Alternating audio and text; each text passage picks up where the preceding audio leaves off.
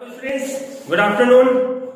Class 12 जैसा कि जो स्टूडेंट्स वीडियो देखते हैं काफी अच्छी बात है, क्योंकि टोटली ये लेसन जो आपके पास है न्यूमेरिकली चैप्टर है, डेरिवेशन ज्यादा है। जितनी प्रैक्टिस करो, जितना समझते हुए याद करोगे उतना बेनिफिट आपको मिलेगा। ठीक है ना। लेसन इजी है, कठिन नहीं है, लेकिन रीजन यही है कि कैलकुलेशन ज्यादा होने की वजह से स्टूडेंट्स इस तरह के चैप्टर से घबरा जाता है। ठीक है स्टूडेंट्स, चलिए हम हमारी वीडियो को आगे बढ़ाते हैं, जो कि आज अपना पार्ट नंबर 6 है, प्रत्यावर्ती धारा, लेसन नंबर 10, क्लास 12।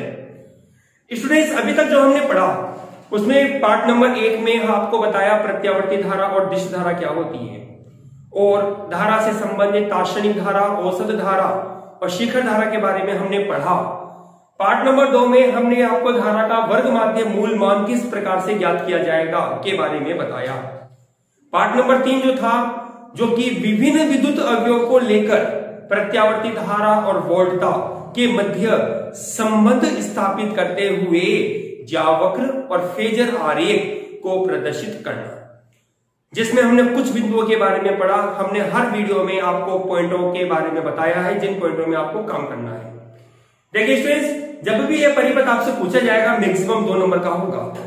1 नंबर का भी सवाल पूछ सकता है शॉर्ट क्वेश्चन के रूप में, और हम बहुत जल्दी इस लेसन की शॉर्ट क्वेश्चन वीडियो पर लेसन के हिसाब से आपको देंगे भी सही।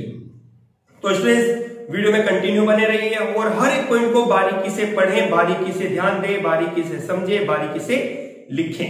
चलिए हमने आर परिपथ के बारे में पढ़ा। आर परिपथ एक ऐसा परिपथ था जिसमें वोल्टता और धारा समान कला में थी, जिसमें शक्तिशय P बराबर VRMS IRMS आपको प्राप्त हुआ था। एल परिपथ हमने पढ़ा, जिसमें हमने कहा धारा पीछे होती है 90 डिग्री के कोण से वोल्टता की तुलना में। सी परिपथ अपने पढ़ा, जिसमें कहा प्रत्यावर्ती धारा वोल्टता से 90 डिग्री आगे होती है। अब स्टूडेंट्स हमारा जो पार्ट नंबर विद्युत अवयव का पार्ट 4, केस नंबर 4 जो आपके पास चल रहा है, जिसमें हमने ये कहा आर एल परिपथ। आर एल परिपथ की डिजाइन क्या है पहले उसको समझिए आप। हमारे पास एक प्रतिरोध है आर, ठीक है, और एक ही अपने पास प्रेरक कुंडली एल, जिसको हमने श्रेणी क्रम में वोल्टा स्रोत के साथ जोड़ दिया। कौन सी वोल्टा स्रोत? प्रत्यावर्ती वोल्टा स्रोत के साथ ये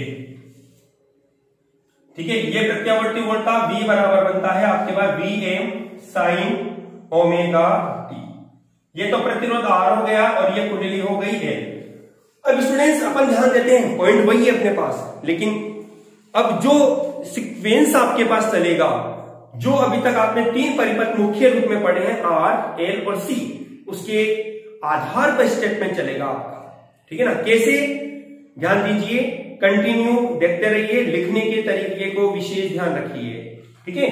हमने कहा कि जब हमने प्रतिरोध R को प्रेरक कुंडली L के साथ श्रेणी क्रम में जोड़ा प्रत्यावर्ती वोल्टा स्रोत के साथ, तो इस वोल्टता के स्रोत पर उत्पन्न विभवांतर है VR और L कुंडली के सिरों पर उत्पन्न विभवांतर बनता है VL के रूप में।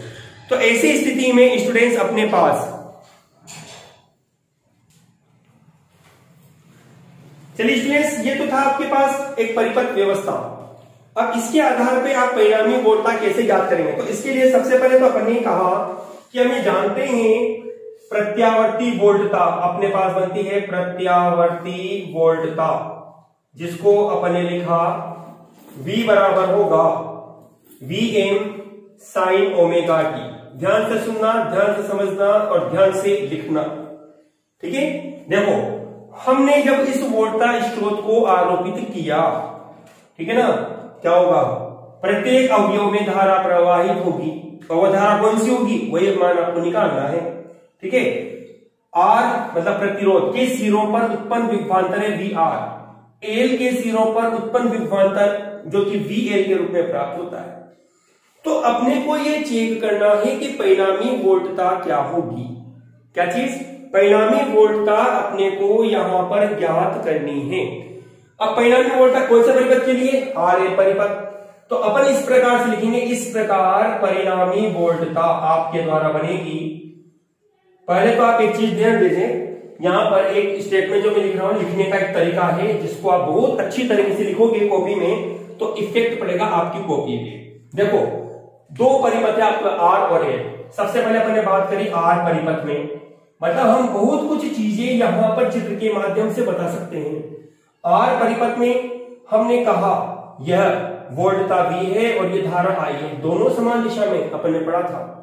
दोनों क्या था, समान दिशा में थी, ये हमने पढ़ा था। अब अपन लेते हैं एल परिपथ। एल परिपथ में कंडीशन क्या थी आपके पास कि यहां पर जो वोल्टता थी ना, ये वोल्टता जिसको आप नाम दे सकते हो VL, ये धारा I से क्या थी, 90 डिग्री आगे थी। बात एक ही है भाई, धारा पीछे है एल परिपथ में तो वोल्टा आगे है, कितने डिग्री से, 90 डिग्री से है। ठीक है, ये अपन ने कर दिया π/2 के रूप में। ठीक है, यदि स्टूडेंट्स आप इन दोनों चित्रों को मिक्स कर देते हैं तो आपके पास परिणामी वोल्टा बनेगी इस प्रकार, आर एल परिपथ की परिणामी वोल्टता आप लिख सकते हैं V0RL। जीरो लगाने का मतलब हो गया नेट परिणामी। आप एम भी लिख सकते हो, कोई दिक्कत नहीं, मैं एम लिख देता हूं, ये एम के रूप में हो गया आपके पास। ठीक है, बराबर मुझे इसका मान चाहिए। चलो मान निकालते हैं, ध्यान देना। ये देखो इधर मैंने ये तो हो गया VR के लिए, जो कि आपके पास बनता है IM और इंटू R के रूप में। ठीक है, VR के लिए अपने पास है, और ये हो जाता है VL के लिए, जिसको अपन लिख सकते हैं IM और XL के लिए।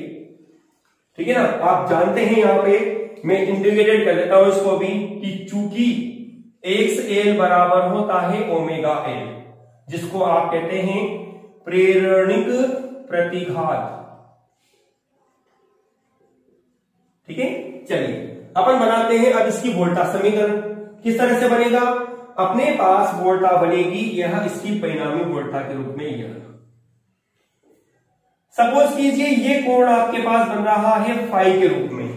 ठीक है, ये कोण बना फाई के रूप में, तो ये नेट परिणामी वोल्टा बनेगी Vm या V0। आदत V0 लिखने की मेरी ज्यादा है, तो VmRL आप इसको कह सकते हैं, जिसका मान आपको निकालना है। मैं यहां लिख देता हूं VmRL square is equal to, आप लिख सकते हैं पाइथागोरस प्रमेय के आधार पर ये वैल्यू तो बनती है आपके पास VR, जिसका मान आपके पास है IM और R के रूप में। ठीक है, और ये जो वैल्यू आपके पास बनती है, ये वाली, ये जो वैल्यू बनेगी आपके पास, ये वैल्यू बनेगी VL इक्वल टू IM और कितना, XL के रूप में, जैसा आपने लिखा हुआ है। ठीक है, तो अपने पास हो जाएगा VmRL square is equal to, Pythagoras प्रमेय लगा दो, कर्ण स्क्वायर बराबर आधार स्क्वायर प्लस लंब स्क्वायर, तो आपके पास होगा VR square plus VL square. ठीक है, VmRL is equal to under root, आपके पास बनेगा VR square plus VL square. आप जानते हैं VR का मान कितना होता है, IM square R square plus VL कितना, IM स्क्वायर XL स्क्वायर, और इस पर वैल्यू आती है अंडर रूट के रूप में। ठीक है, IM कॉमन मिलता है, क्रॉस गुणा ले दो, अंडर रूट के बाहर निकलेगा, क्रॉस गुणा कर दो, तो इसलिए आपके पास बनेगा VmRL बटे IM बराबर हो जाता है under root R square plus XL square. आप इसको यूं भी लिख सकते हो, under root R square plus omega L का होल स्क्वायर बराबर, देखो ध्यान देना, ये बनता है आपके पास Z। ठीक है ना, Z क्या है, यहां आपके पास Z RL परिपथ की प्रतिबाधा कहलाती है, प्रतिबाधा कहलाती है। ठीक है, RL परिपथ की क्या है, यह प्रतिबाधा। ठीक है, सुनो दोबारा समझना इस चीज को। आपके पास एक आई एम कॉमन लिया, क्रॉस गुणा कर दिया, V M R A upon I M बराबर हो जाएगा under root R square plus X L का स्क्वायर। ठीक है, R square plus omega L का होल स्क्वायर। क्लियर है यहां तक? तो ये वैल्यू अपने पास बनती है किसके बराबर? जेड। जेड क्यों बोला? देखो ध्यान सुनो, V बटे आई बराबर होता है प्रतिरोध। तो ये जो जेड है ना, जेड, यह अपने पास आर एल परिपथ का एक प्रतिरोध ही है। क्या है? प्रतिरोध ही है। जैसे एल परिपथ में हमने एक्स एल कहा, सी परिपथ में हमने एक्स सी कहा, आर परिपथ में हमने प्रतिरोध आर कहा, तो उसी प्रकार से आर एल परिपथ में हमने प्रतिरोध, जिसको प्रतिबाधा नाम दिया गया है, वह जेड प्रतिबाधा है। अब आपसे यदि न्यूमेरिकल में पूछे आर और एल परिपथ, आर दे रखा है और एल दे रखा है, आपसे प्रतिबाधा पूछे या प्रतिरोध पूछेगा तो आपको जेड का मान लिखना है under root R square plus omega L का होल स्क्वायर। जेड का मात्रक भी, जेड प्रतिबाधा है, इसका मात्रक भी स्टूडेंट्स अपने पास ओम होता है। इसका मात्रक ओम होता है, ओम होता है। ठीक है, चलिए ये तो अपने पास आ गया कौन? प्रतिबाधा। जो हमारा उद्देश्य था वो कंप्लीट हुआ एक। अब अपने को करना क्या रहा? अब अपने को यहां पर एक ये फाई आपने अनजान व्यक्ति को मान लिया। ठीक है, अनजान चीज आपके पास है, तो पहले फाई का मान भी निकालो। आप फाई का मान कैसे निकाले? दिशा, और दिशा किसमें आती है? tan थीटा के रूप में। तो आपके पास क्या बनेगा? देखो हमने कहा चित्र से आपके पास बनेगा tan फाई बराबर होगा लाल बटे कक्का लंब बटे आधार। तो लंब आपके पास बनता है VL, आधार आपके पास बनता है VR। तो VL का मान होता है IM और अपने पास होता है XL बटे IM और इंटू R। ठीक है, आप लिख सकते हैं tan फाई बराबर होगा x IM कट जाएगा और आपके पास क्या रहेगा? XL और बटे R। ठीक है, इसलिए आपके पास बनेगा फाई बराबर होगा tan इनवर्स XL बटे R। अब ध्यान से सुनिएगा, ये जो पद आपको मिल रहा है फाई, ये फाई दर्शाता है कि धारा या वोल्टा जो भी अभी बनेगी अपन उसको भी दर्शाएंगे, उसके मध्य कला कोण की स्थिति जो होगी वो फाई ये होगी। अभी तक आप कहते थे 90 डिग्री, क्या कहते थे? 90 डिग्री बोलते थे। अब 90 डिग्री नहीं बोलेंगे आप। अब 90 डिग्री की जगह आपके पास क्या बनेगा? फाई बनेगा। क्या बनेगा? फाई बनेगा। ये कलांतर की स्थिति हो गई। जैसे अपन ने कहा आर परिपथ, आर परिपथ में हमने क्या कहा कि कलांतर 0 था। ठीक है ना। एल परिपथ में अपन ने क्या कहा? धारा पीछे है 90 डिग्री से, क्योंकि वहां स्पष्ट 90 डिग्री प्राप्त था। ठीक है, वहां आपने कहा कलांतर कितने डिग्री का बना? 90 डिग्री। चूंकि धारा पीछे है इसलिए आपने माइनस 90 डिग्री बोल दिया। ठीक, सी परिपथ आपने लिया तो धारा आगे थी इसलिए आपने प्लस 90 डिग्री बोल दिया। लेकिन अब यहां क्या होगा? यहां आपके कोई 90 डिग्री नहीं है, यहां आपको कलांतर की स्थिति ज्ञात करनी थी, क्योंकि हमें नहीं पता। यदि मैं कहता ये एल परिपथ है तो आप तुरंत कह देते कि ये एल परिपथ है, तो दोनों के बीच में कलांतर 90 डिग्री का बनेगा। सी परिपथ होता 90 डिग्री का बनेगा, लेकिन आर परिपथ है तो 0 कलांतर होगा। लेकिन यहां न तो आर है, न एल है और न ही सी। यहां पर आर को जोड़ा गया है एल के साथ। ठीक है, तो ऐसी अवस्था में जो धारा का मान बनेगा वो एल परिपथ की भांति ही होगा, लेकिन कोण 90 डिग्री नहीं होगा। ठीक है, तो हमने कहा इस प्रकार अपने पास यहां पर हमने कहा, इसलिए इंग्लिश को इस तरह से लिख देते हैं, इस प्रकार आर एल परिपथ में प्रत्यावर्ती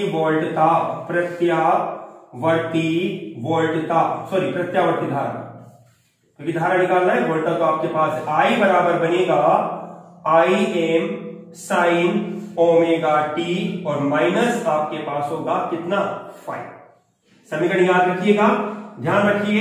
जैसे एल परिपथ में आया था माइनस पाई अपॉन 2 के रूप में, ठीक है ना, तो यहां माइनस ही रहेगा। पाई अपॉन 2 की जगह आप क्या लिखेंगे? फाइव लिखेंगे, और जो फाइव का मान आपको बनता है कितना? Tan inverse X L upon R के रूप में लिख सकते हो आप इस चीज को भी यहां, कि यहां कंडीशन बनती है कि फाई इज इक्वल होगा tan inverse XL upon R। इस तरह से ये आपने देखो एक तो प्रतिबाधा निकाली Z जिसका मात्रक ओम है, R एक परिपथ के लिए इसको Z से लिखा जाता है। अपना जो अगला वीडियो बनेगा वो RC परिपथ के लिए होगा, ठीक है ना, उसमें भी Z लिखेंगे। आपको ये पहचानना पड़ेगा कि Z कौन से परिपथ के लिए है। यदि परिपथ में जो अवयव दे रखे हैं वो R और L है तो इसका मतलब है वो RL परिपथ की बात कर रहा है। R और C है तो इसका मतलब है वह परिपथ RC परिपथ की बात व्यवहार कर रहा है। और यदि तीनों ही अवयव हो तो ऐसा परिपथ होगा LCR परिपथ, ठीक है। यहां अपने पास इसका मान बनेगा VR square plus VL square, ठीक है।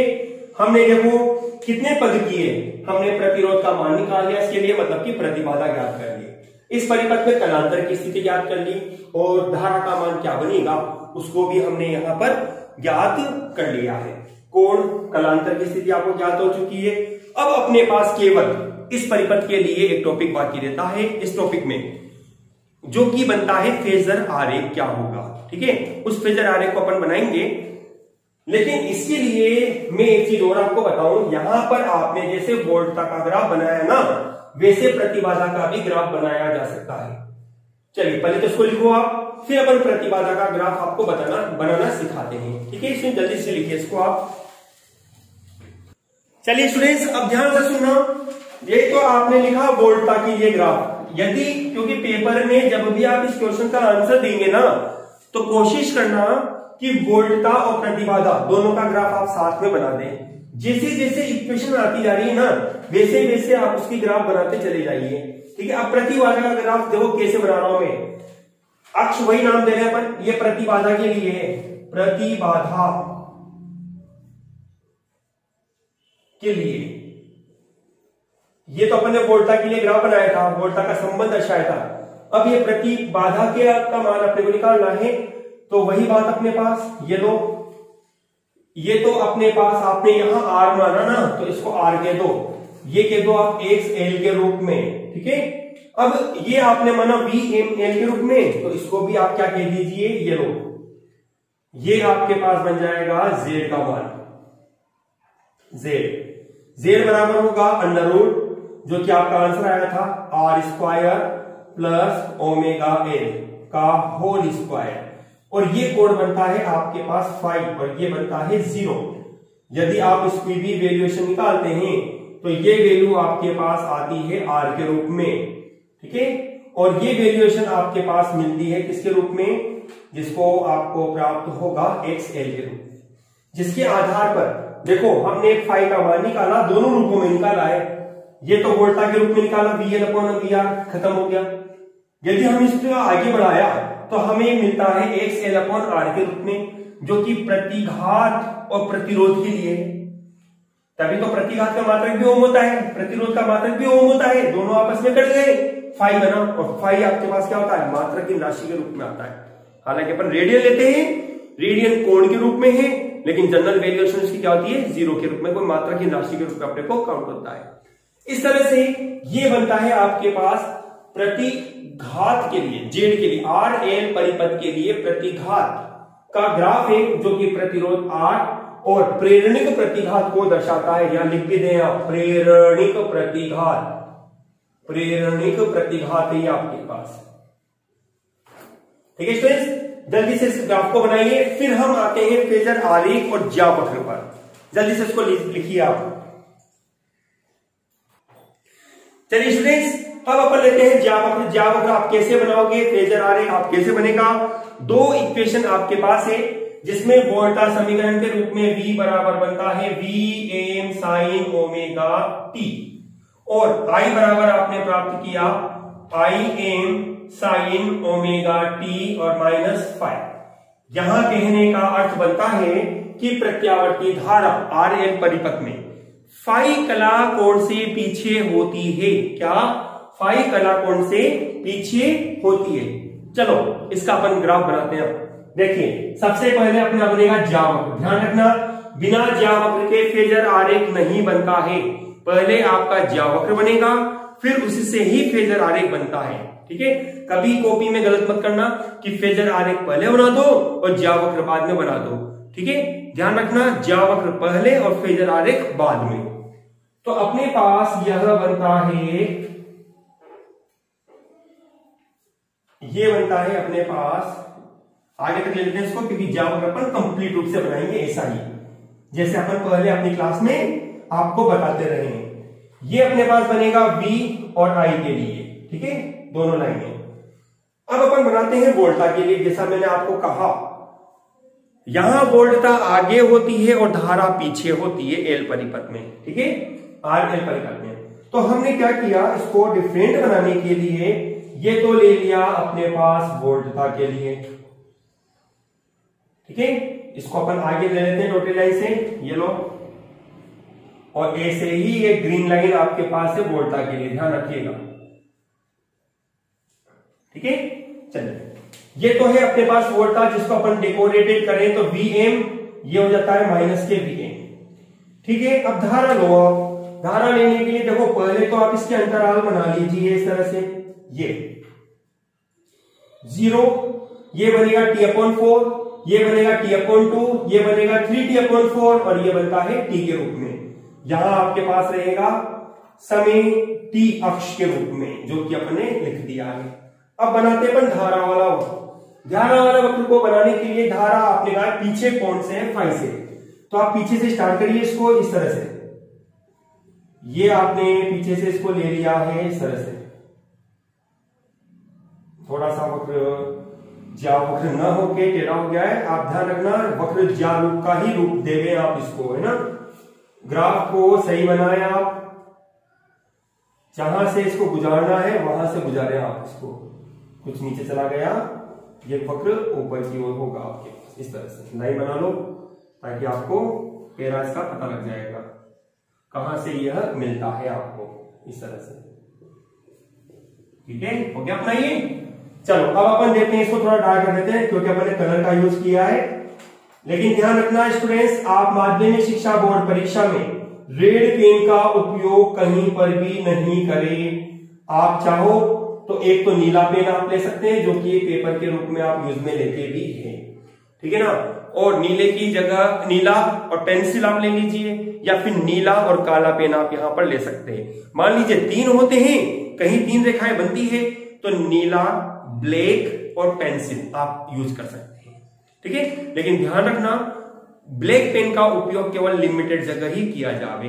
ओके, चलो अपने पास ये अपने दे दिया इसको तो Im, इसको दे दिया अपने माइनस के Im, ये अपने पास होता है T/4, ये होता है T/2, ये होगा 3T/4 और ये होता है T के रूप में, ठीक है। चलिए अब अपन बनाते हैं फेजर आरेख। फेजर आरेख बनाने के लिए आपने निर्देश तंत्र का उपयोग किया। यह अक्ष आपके पास बनी है, ये तो समीकरण मैंने वो लिख रखी है जो अपने काम की थी, जो जिनको हमने प्राप्त किया है उन समीकरणों को हमने यहां लिखा है। आप चाहो तो बाद में मिटा देंगे अपन, इसका भी अपन यूज कर भी नहीं रहे, ठीक है स्टूडेंट्स। चलिए अब अपन इसको फेजर आरेख बनाते हैं, तो इसके लिए थोड़ा सा संक्षेप में ध्यान दीजिएगा। आप थोड़ी देर के लिए मान लो कि ये तो आपकी बनती है एक्स अक्ष और ये आपकी बनती है वाई अक्ष, समझ गए। ये तो है एक्स अक्ष और ये है वाई अक्ष, एक अक्ष आपने बना ली। अब पर्टिकुलर स्थिति के रूप में आपने ये कहा, हमने इसको बना दिया Vm। ये जो लाइन आपने बनाई ये बना दी किसके लिए, VR के लिए। अब चूंकि धारा भी इसी पर होगी, क्योंकि आप जानते हो भली भांति क्या कि R परिपथ में वोल्टता और धारा दोनों एक ही दिशा में होती है। तो R रेखा के लिए ये ओमेगा टी कोण हो गया आपके पास, ये ओमेगा टी कोण हो गया। देखो कितना इजी ग्राफ बता रहा हूं मैं आपको, ध्यान से सुनो, पहले समझ लीजिए फिर आप अलग स्टेप में जाइएगा। देखो आपने एक्स और वाई दो अक्ष ले लिए, ठीक है ना। आप चाहो तो इस लाइन को यहां पर भी बना सकते थे, लेकिन वही है कि अपना ग्राफ थोड़ा सिस्टमेटिक ढंग फेजर आरेख नहीं देगा, ठीक है। हमने कहा ये ओमेगा टी कोण बना रही है एक्स अक्ष के साथ, मान सकते हैं आपके साथ। आपने एक्स और वाई कोई निर्देश तंत्र की स्थिति है, धारा चूंकि आर के लिए बनाया। आप थोड़ी देर के लिए मान लीजिए कि आपके पास केवल आर परिपथ है, ठीक। आर परिपथ में आपने कहा धारा और वोल्टा की दिशा में होती है, तो इस आधार पर अपने पास ये तो बन गई धारा के लिए और ये बन जाती है आपके पास, सॉरी ये तो धारा के लिए और ये हो जाती है वोल्टा के लिए। अब आपको बनाना रहा किसके लिए, एल परिपथ के लिए। ठीक, एल परिपथ में आप आएंगे तो एल परिपथ के लिए धारा वोल्टता से आगे होती है 90 डिग्री। तो ये देखो जरा आपने ठीक 90 डिग्री का कोण आप बना दीजिए किसके साथ, मूल बिंदु O के साथ।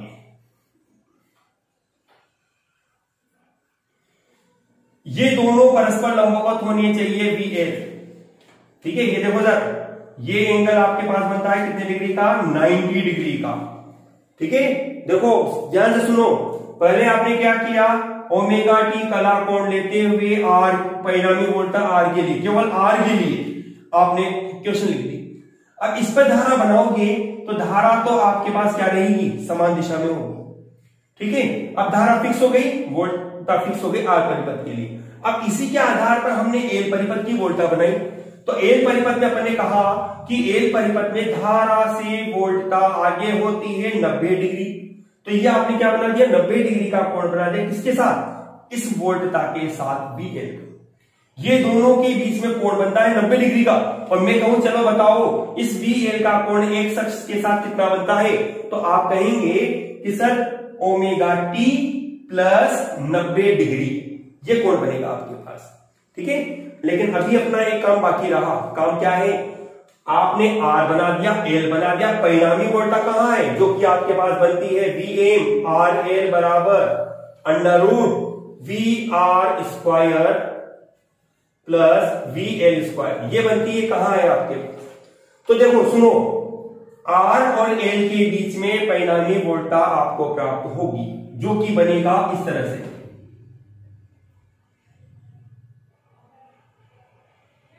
ये वैल्यू समझ आ गई बात, ये वैल्यू जो आपके पास बनी हुई है ये बनाता है आपको VM आर एल के लिए बराबर होगा under root VR square plus VL square.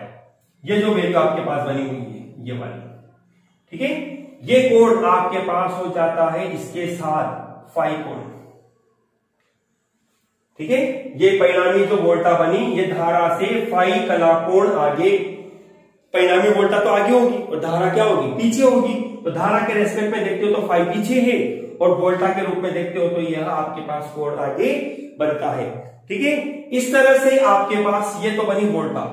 अब आप इसको और डेकोरेट करना चाहो तो आप इस तरह से इसको बना सकते हो। ये मैं तो कहता हूं रहने दीजिए, आप ग्राफ की लुकिंग आपके पास खराब खत्म होती है, ग्राफ का डेकोरम जो बना हुआ है वह सिस्टम बेकार हो जाएगा।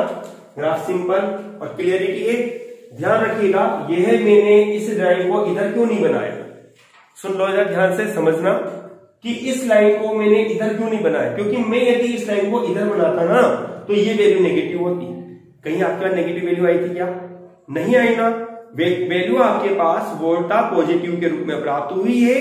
इसलिए ये प्रथम चतुर्थांश एक ऐसा भाग होता है जहां आपके पास हर एक वैल्यू पॉजिटिव बनेगी, कभी नेगेटिव नहीं बनेगी आपके पास।